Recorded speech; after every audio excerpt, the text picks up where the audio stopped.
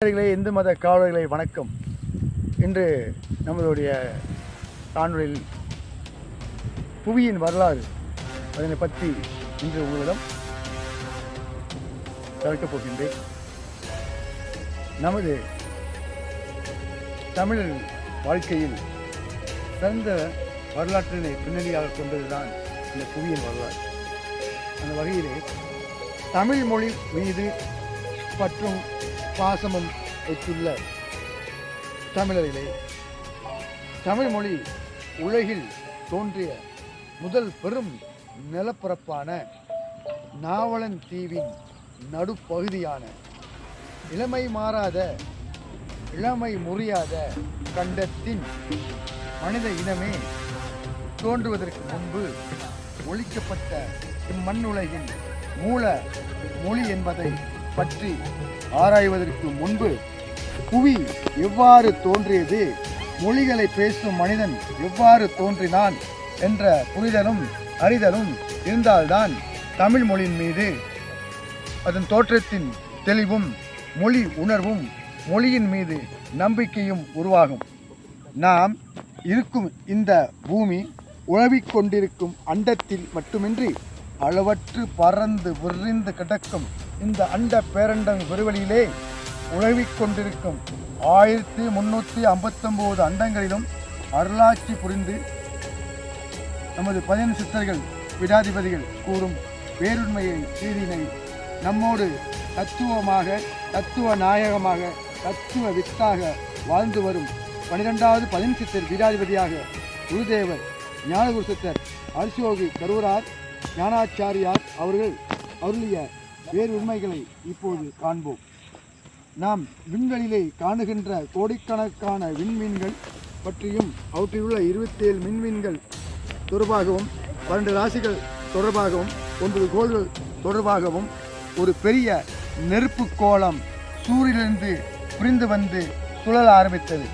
அந்த நெருப்பு கோளம் தீப்பிழம்புகளோடு 100 கோடி ஆண்டுகள் சுழன்று கொண்டிருந்தது. அது ஒரு நெருப்பு கோலமாகவே இருந்தது.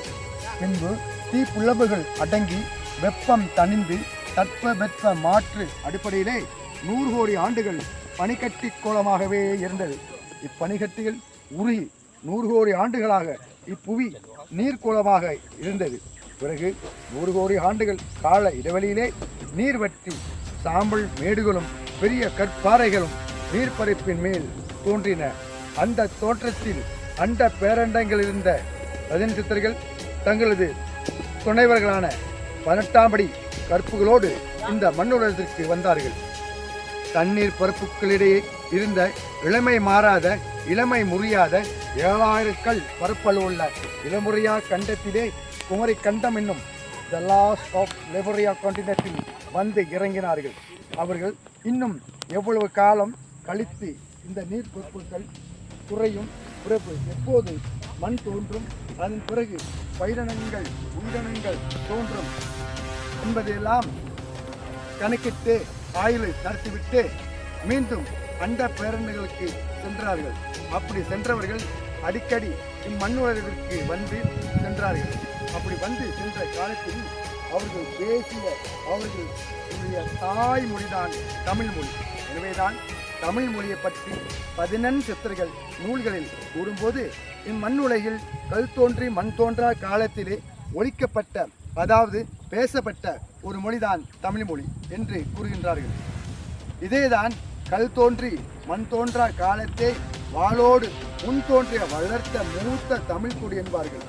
அந்த எந்த பயிரினமோ உயிரினமோ தோன்றாத உண்மையான இந்த பூமி தோன்றிய ஆரம்பத்திலேயே அண்ட பேரண்டங்களிலிருந்து வந்த 15 சித்தர்கள் தேசிய மொழிதான் தமிழ் மொழி. எனவேதான் தமிழ் மொழி அண்ட பேரண்ட அருளுலக ஆட்சி மொழியான அருளூர் அமுத செந்தமிழ் மொழி என்று கூறப்படுகின்றது.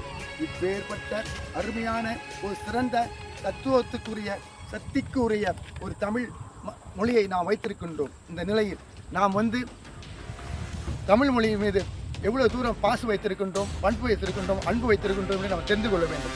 காலப்போக்கிலே நாம் தமிழ் மொழியை மறந்திருக்கக்கூடிய ஒரு சூழ்நிலையை வைத்திருக்கின்றோம். இந்த நாட்டிலே தமிழ் பள்ளியில் நம்ம பிள்ளைகளை படிக்க வேண்டும் என்று எதுக்காக நாம் கூக்குரல் இடுகின்றோம்?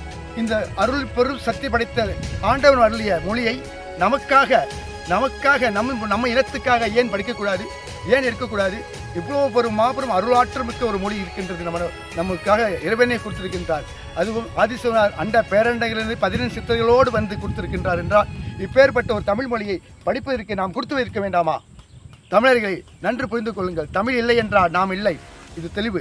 இனி வரும் காலங்களில் உலக முக்கம் எங்கும் தமிழ் தான் ஒழிக்கப் போகின்றது என்பதும் 14 சித்தர்கள் கணக்கு. இது நம்மளுடைய 14 சித்தர் பீடாதிபதியாக வீட்டிற்கும் கரூரார் அவர்கள் கூறிய வாக்கும் கூட. இதில் எந்த ஒரு மாற்றமும் கிடையாது. இது நடந்தே தீரும் என்பதை கூறி